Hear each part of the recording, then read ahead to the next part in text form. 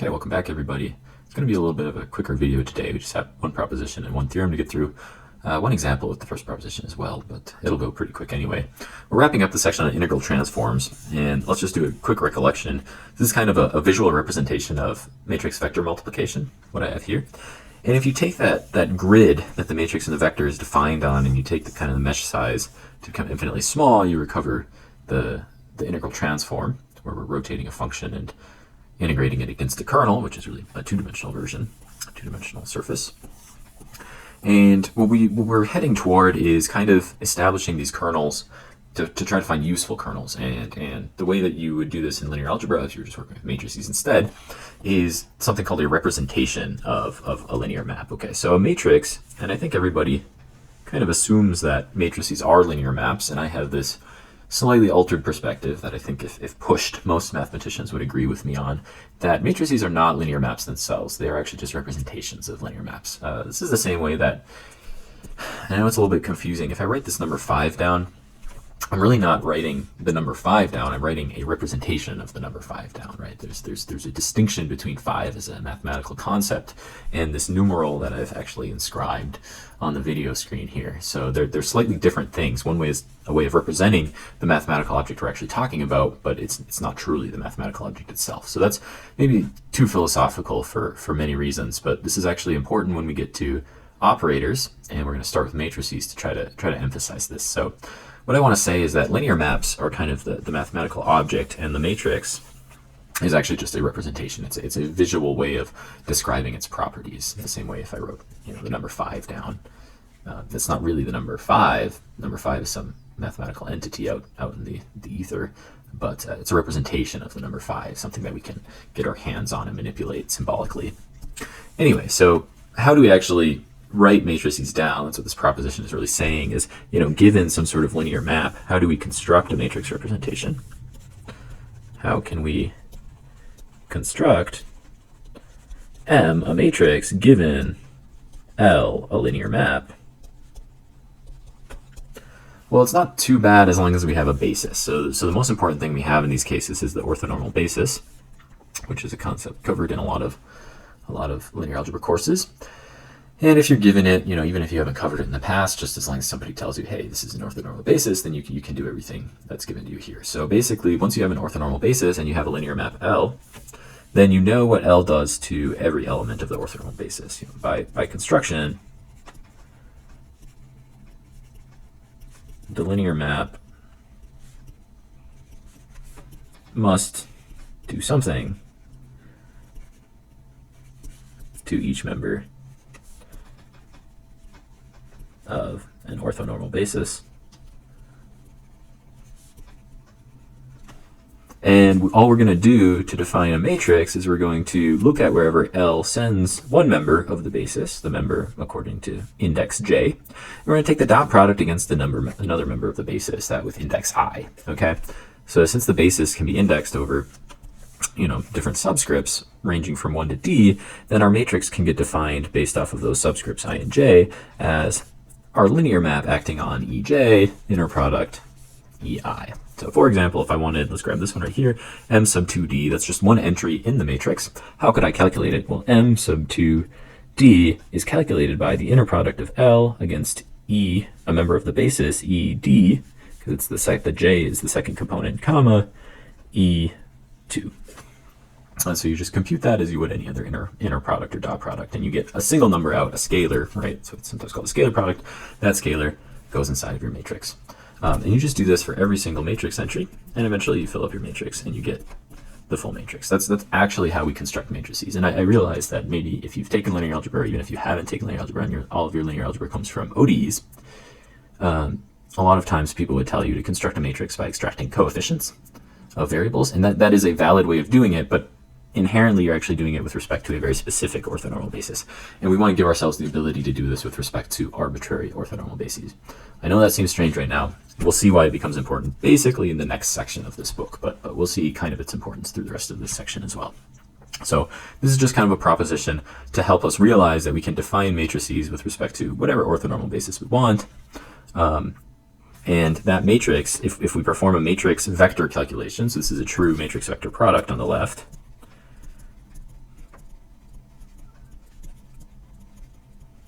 So that's kind of your well-defined notion of a matrix vector product. And then the term on the right-hand side here, LV, this is kind of your mathematical object in the ether. This is the definition of L directly, right? So L is allowed to have some definition, direct definition on how it maps vectors. That doesn't necessarily need to be a matrix vector calculation, but we're always allowed to, the proposition says we're always allowed to translate it into a matrix vector calculation. So we're not going to go through the proof. The proof is there if you want it to be there. It's fairly linear algebraic in nature, so I don't want to confuse anybody by adding too much to the proof of this. But this remark gives a pretty good idea of what I was saying from the beginning. I say, what is a linear map if it's not a matrix, right? Because I think a lot of you are probably implicitly thinking that a linear map and a matrix are the same thing. But really a linear map is what's going on here, this first definition, because it's a map. So that's why I have an F here. So it's a map from, in this case, from R3, or there are 3 inputs, R3, and there are 3 outputs, R3. And you'll notice that the outputs are some linear combination of the inputs. This is what it means to be called linear. So when the outputs are a linear combination of inputs, that's kind of the definition of linear. That's why we call it a linear combination as well. So a lot of you will immediately say, okay, I can represent, this linear map as a matrix going all the way back. All you do is extract the coefficients. So 2, 1, 2, negative 2 because of the minus sign there. And then negative 1, there's no terms in y, and a 3, so negative 1, 0, and 3. And then finally, there are no terms in x, 1, and negative 1, no terms in x, 1, and negative 1.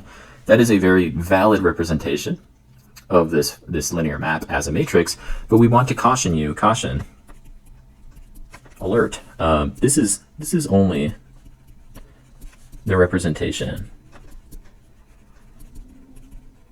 with respect to the canonical basis. And you may be wondering what's the use in having a representation in a non-canonical basis. And perhaps in finite dimensions, there's less of a benefit to having a representation in a non-canonical basis. But I could tell you why it's useful to have it in a non-canonical basis if you want to talk in class.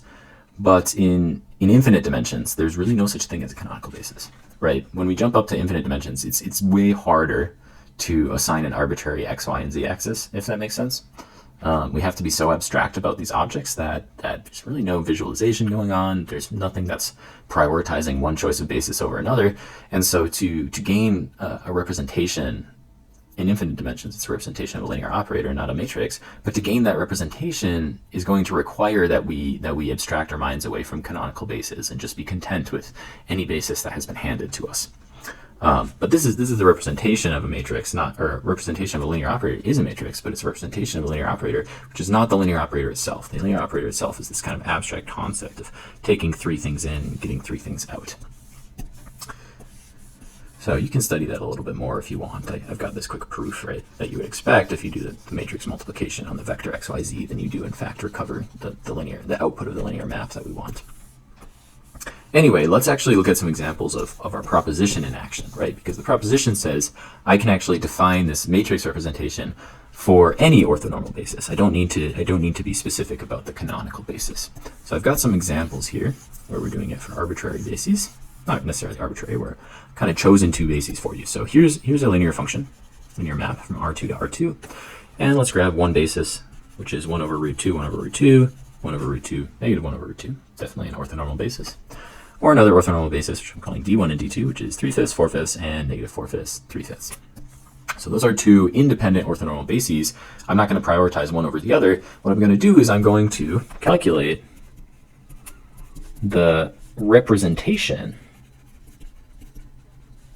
of f with respect to E1, E2, and D1, D2. These are going to be different representations of, in fact, the same function. We're just going to do this according to the proposition. So what did the proposition say? Let's just stick with E1, E2. First of all, calculate that representation. Proposition says M11 is you look at the first subscript, and that goes on the right-hand side. You look at the second subscript, that goes on the left-hand side along with an F. And so when it's a 1, 1, thankfully we're just grabbing E1.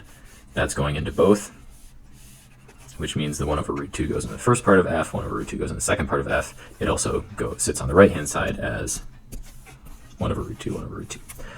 Now what we do here is we actually calculate the output that f would give. So what is f actually given as an output when we plug in 1 over root 2 for x and 1 over root 2 for y? And scroll down. When you plug in 1 over root 2 for x and 1 over root 2 for y, f gives me root 2 plus 1 over root 2 in the first coordinate, and it gives me a 0 in the second coordinate.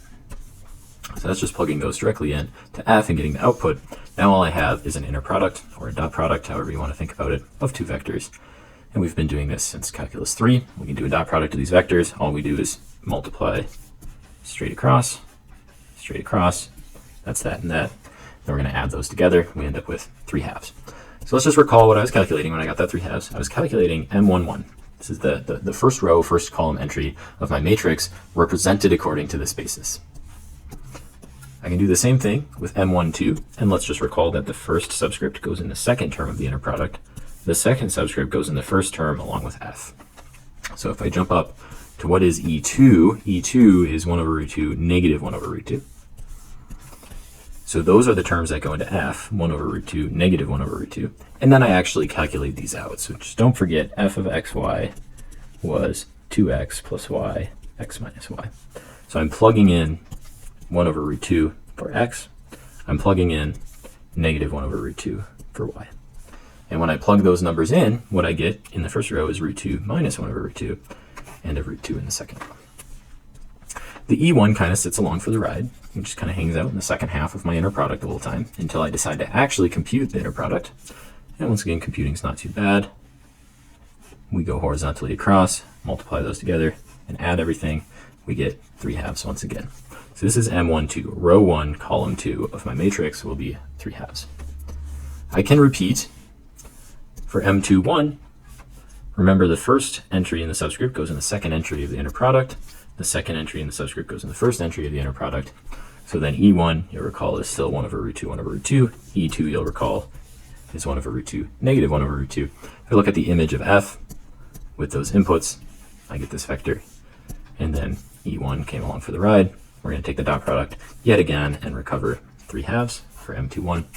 And finally, we can repeat the procedure one more time with a 2 and a 2. So this is E2 and E2. I still need to find the image of f. And that's going to be this vector. And then take my dot product and simplify everything. We get negative 1 half. So we've officially calculated, we're in R2, right? This is a 2-dimensional space because of 1, 2, and 1, 2. So this has to be a 2 by 2 matrix. And hence we have M11, M12, M21, M22, this matrix that I'm looking for. So I have 4 entries in my matrix. I've just calculated 4 terms, M11, M12, M21, and M22. I just immediately plug those in. The first 3 were all 3 halves, by the way, and then this last one is 1 half. So that's where those numbers come in. And so now we have a matrix, which is the matrix representation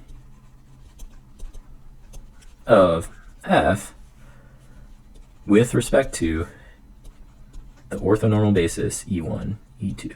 It's not with respect to the canonical orthonormal basis, right? If I jump back up to the top, it's easy to find the representation with respect to canonical. It's 2, 1, 1, negative 1. 2, 1, 1, negative 1. That's my canonical representation. But there are non-canonical representations. This is the first one with the case that I chose. It's just 3 halves, 3 halves, 3 halves, negative 1 half. I can repeat this full procedure with the D's, right? So I'm just comparing. I'm just giving us an idea of what this looks like when you do it for either.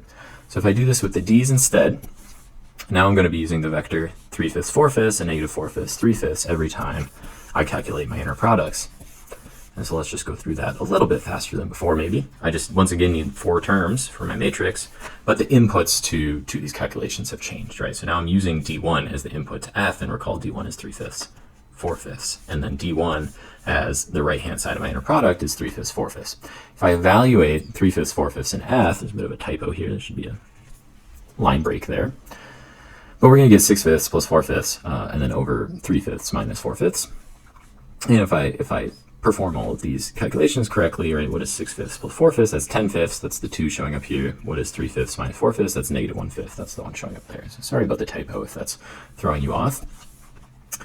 But you go ahead and compute this dot product as you do before. You get 26/25. You do the same thing for M12 and just recall the 1 goes in the second term and the 2 goes in the first term, and F is always in the first term as well. When we have D2, it becomes a negative 4/5, 3/5, but D1 is still 3/5, 4/5, just by their definitions.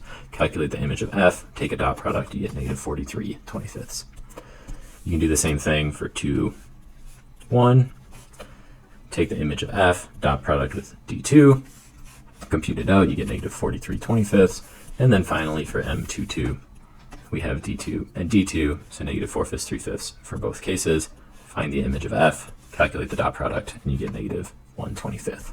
So our 4 entries to our matrix are now 26 25ths in the top left, negative 43 25ths in the top right, negative 43 25ths in the bottom left, and negative 1/25 in the bottom right. So that is the matrix representation of F with respect to the basis D1, D2. One more typo here, D1, D2. So it's just useful to keep this in mind as something that we have the ability to do. I realize a lot of you probably wouldn't want to do this. It seems like a lot of calculations, a lot of computations. And we're not going to make you do this for matrices. The thing is that this procedure is so useful in infinite dimensions that I want to get us practice with seeing it used in finite dimensions.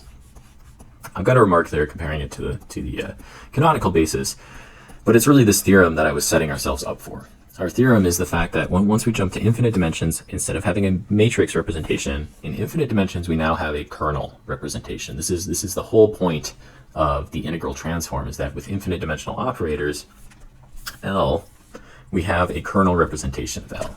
And in fact, this kernel representation can be computed in the exact same way. So long as we have an orthonormal basis for whatever infinite dimensional space we care about, these are functions primarily, and we're going to see this in the next section. So for now, don't worry too much about what I mean when I say delta sub x, but think about delta sub x just like the e's from before. They are some orthonormal basis, whatever that means vaguely to you. We're going to make it concrete in the next section. But we've got this collection of objects called delta sub x that are orthonormal basis for V, some vector space that we care about, or function space we care about. We can calculate a kernel representation just like we were calculating a matrix representation before. It's just the inner product of L acting on one of the orthonormal basis entries, inner product against another orthonormal basis entry. This will always construct the kernel of an integral transform for us. So you take whatever operator we care about and we want a representation of, you take it against one orthonormal basis entry, you take the inner product against another orthonormal basis entry, and you're going to recover a kernel. And this kernel will satisfy exactly what we needed to. It'll have a representation of the linear operator. Now this is really important, right? Because this linear operator L, it could be a partial differential operator that we want to invert, right? And so in its current form, that's not an integral transform, right? This is just a differential operator. But what this is going to allow us to do is it's going to give us the ability to take this and translate it to K. And once we translate it to K, K behaves like a matrix.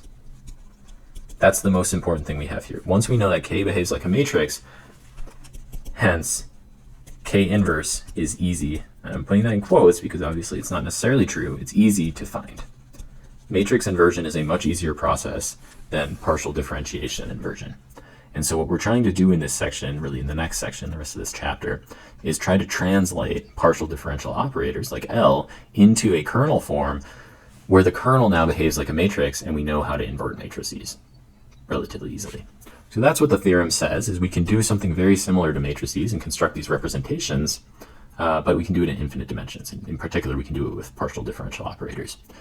So this is kind of the important thing here, is a lot of times we don't represent partial differential operators as matrices. We represent them as the differential operators themselves. What we would like to do is translate their representations into something we have a little bit more concrete notion of inverting. Anyway, that's where we're going to stop today. The next section will be actually kind of making this theorem tangible in some sort of sense. It actually requires some really deep math. We're not going to get into the deep math, but I'll give you kind of the outcomes of the deep math in the next section. See you then. Bye.